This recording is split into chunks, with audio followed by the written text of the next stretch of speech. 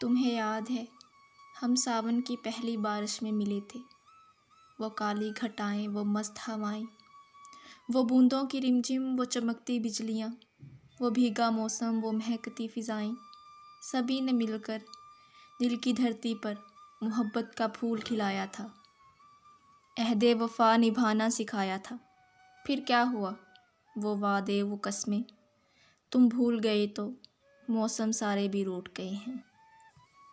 گرمی تو ہر سال ہی خوب پڑتی ہے، مگر اس بار ایسی جم کر پڑی کہ اگلے پچھلے تمام ریکارڈ ٹوٹ گئے۔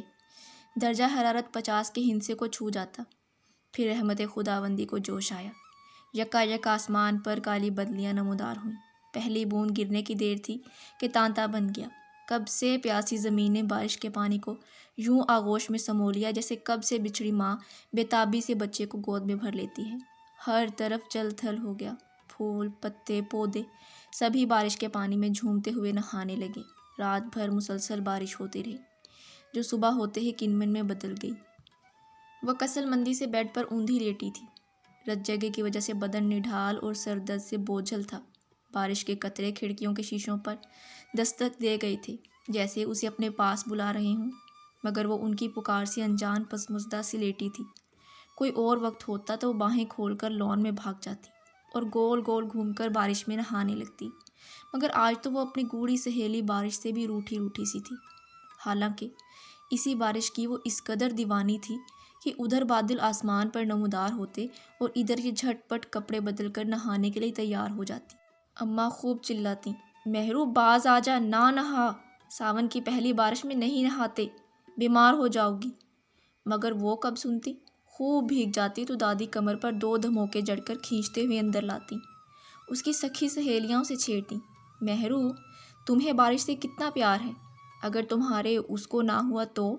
ہوگا، اور ہوگا کیوں نہیں، میرے دل کے تار ملیں گے ہی اس سے جس کو میری طرح بارش سے عشق ہوگا۔ اور پھر زبان کے بول پورے ہوئے۔ وہ اور دلدار بھی ساون کی پہلی بارش میں ملے تھے۔ آسمان سے چھاجو می برس رہا تھا۔ اس کا اور اس کی دوست کا پریکٹیکل ڈے تھا، انہوں نے دیر تک رکنا تھا۔ کالج وین والا تو باقی لڑکیوں کو لے کر جا چکا تھا۔ دوست نے اپنے بھائی کو فون کیا تو اس نے ایک واقف ٹیکسی والے کو بھیج دیا۔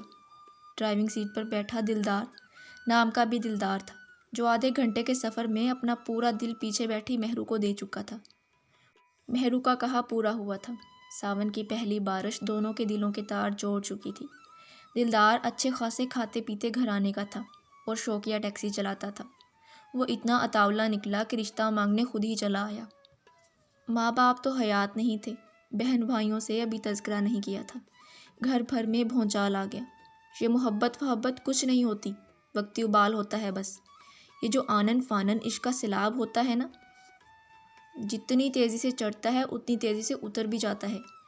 جب رشتہ بدلتا ہے تو لوگ بھی بدل جاتے ہیں مہرو۔ زندگی کے اتنے بڑے فیصلے یوں لمحوں میں نہیں ہوتے۔ سمجھانے والوں نے تو دونوں کو سمجھایا، مگر دونوں کی لگن سچی تھی، ایک ہو کر رہے۔ جس دن اس کی شادی تھی اس دن بھی خوب چھم چھم بارش برس رہی تھی۔ اس کی دوست دلہن بنی مہرو کو چھیڑ رہی تھی۔ دلدار بیچارہ چلاتا تو ٹیکسی ہے، مگر آج لگتا ہے کشتی لے کر آئے گا۔ شادی کے بعد دلدار نے جی بھر کر اس کے ناز اٹھائے۔ وہ اسے اپنے دل کی شہزادی کہا کرتا تھا۔ گھر والوں کے اندیشے، خوف سب اڑن چھو ہو چکے تھے۔ دونوں ایک دوسرے کی سنگت میں بے تحاشا خوش تھے۔ ہنی مون پیریڈ ہنستے کھیلتے گزرا اور پریکٹیکل لائف شروع ہوئی۔ دلدار نے شادی پر دل کھول کر پیسہ اڑایا تھا۔ ولیمے کا تو ڈریس ہی اتنا بیش قیمت بنوایا تھا کہ مہرو نے خود بھی ٹوکا تھا، دلدار اتنا خرچہ نہ کرو، تمہیں مشکل ہوگی، جب تم ساتھ ہوگی تو کوئی مشکل نہیں رہے گی۔ اس کا لہجہ محبت کے خمار سے چور تھا۔ خوابوں کے خیال سے پرے ایک عملی زندگی بھی ہے، جس میں مہنگائی بھی ہے، بل بھی ہیں، ٹیکس بھی ہیں، آٹے دال کی بڑھتی قیمتیں بھی ہیں۔ جب انسان سپنوں کی وادی سے باہر آتا ہے تو یہ سب ڈراؤنا خواب لگتا ہے، جو خواب نہیں تلخ حقیقت ہوتی ہے۔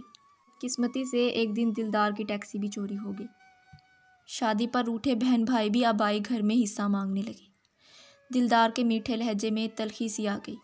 خوابوں کے ہنڈولے میں جھولتی نادان مہرو کو اس کے مسائل کی سمجھ بوجھ نہ تھی۔ نوک جھوک چھوٹی چھوٹی لڑائیوں میں بدل گئی۔ صبر کا دامن ہاتھوں سے چھوٹنے لگا۔ اگر مہرو جذباتی تھی تو جلد باز دلدار بھی بہت تھا۔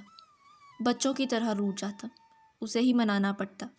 ایک دن جھگڑا بڑھ گیا، وہ بھی ضبط کی آخری حدوں پر کھڑی تھی۔ اپنے بیگ میں چند ضروری چیزیں ٹھونسی اور ہاسٹل میں اپنی ایک دوست کے پاس چلی آئی۔ لالی، میں ذہنی سکون کو ترس گئی ہوں، صرف 4 دن رہنے آئی ہوں، پھر اپنا کوئی انتظام کر لوں گی۔ سب سے پہلے اس نے اپنا موبائل آف کیا اور پھر پلنگ پر ڈھہ گئی۔ پچھلے 8 ماہ کی ازدواجی زندگی کے روز و شب کی ایک تصویر سی ذہن کے پردے پر دھندلی دھندلی نظر آ رہی تھی۔ سب کچھ کتنی جلدی ختم ہو گیا، وہ وعدے، وہ قسمیں، وہ محبت، وہ وفا کے بلند و بانگ دعوے، سب ریت کی بھربھری دیوار کی مانند ڈھہ گئے تھے۔ بس دماغ کی سوئی ایک جگہ اٹکی تھی، آخر میں ہی کیوں، ہر بار میں ہی کیوں مناؤں، ہر بار پہل میری طرف سے ہی کیوں ہو۔ اس بار کا ساون کیسا اداسی میں لپٹا آیا تھا۔ لڑکیاں باہر بارش میں نہاتیں، چہلیں کرتیں، اور وہ خاموش گپ چپ سی خالی خالی نظروں سے دیواروں کو تکتی۔ آؤ مہرو، باہر کہیں چلیں، تمہارا دل بہل جائے گا۔ رابی دوستوں کے ہمراہ باہر جا رہی تھی، اسے بھی دعوت دی۔ نہیں، میرا بالکل بھی من نہیں ہے یار، اس نے بازو آنکھوں پر رکھ لیا۔ کتنی دیر تک وہ یوں ہی لیٹی رہی۔ بارش کے قطروں کی جلترنگ بہت کچھ یاد دلا رہی تھی، شاید اس ہرجائے کی یاد۔ اس نے دھیان بٹانے کی خاطر رابی کی کتابوں کو کنگالنا شروع کر دیا۔ ایک پیلی جلد والی ڈائری کھولی، اس میں جگہ جگہ سرخ گلاب کی پتیاں سوکھی پڑی تھیں۔ وہ افسردگی سے مسکرائی۔ اسٹوڈنٹ لائف میں لڑکیاں ڈائریوں میں پھول رکھنے، نظمیں لکھنے اور شعر و شاعری کی کتنی دل دادہ ہوتی ہیں، یہ نہیں جانتی کہ عملی زندگی ان خوابوں، خیالوں، تتلی، جگنو اور خوشبو کی باتوں سے کتنی مختلف اور دور کی چیز ہے۔ وہ ڈائری کھول کر مختلف اقتباس پڑھنے لگی۔ ایک جگہ ٹھٹک گئی۔ لکھا تھا، محبت تو محبت ہوتی ہے، اس میں کوئی انا، کوئی میں نہیں ہوتی، کیونکہ انا اور میں رشتے کو ایسے نگل جاتی ہے کہ نہ رشتہ رہتا ہے اور نہ محبت۔ وہ کانپ گئی۔ اس نے جلدی سے ڈائری بند کر دی۔ شام میں رابی کی واپسی ہوئی۔ وہ کچھ گھبرائی سی تھی۔ مہرو، میں نے آج ایک میڈیکل سٹور کے باہر دلدار بھائی کو دیکھا تھا، وہ کچھ زخمی اور بیمار سے دکھ رہے تھے۔ ٹیکسی والا بہت تیز چلا رہا تھا، میں صحیح سے صورتحال کا اندازہ نہیں کر پائی۔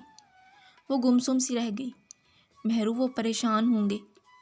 میں نوٹ لکھ کر رکھائی تھی کہ سکون کے واسطے جا رہی ہوں۔ اس کے منہ سے سرسراتا سا جملہ نکلا۔ پھر وہ ساری رات نہ سو پائی۔ جس سکون کے واسطے وہ گھر سے نکلی تھی، وہ سکون اسے باہر ایک پل نہ ملا تھا۔ اگلی صبح اس نے بیگ اٹھایا۔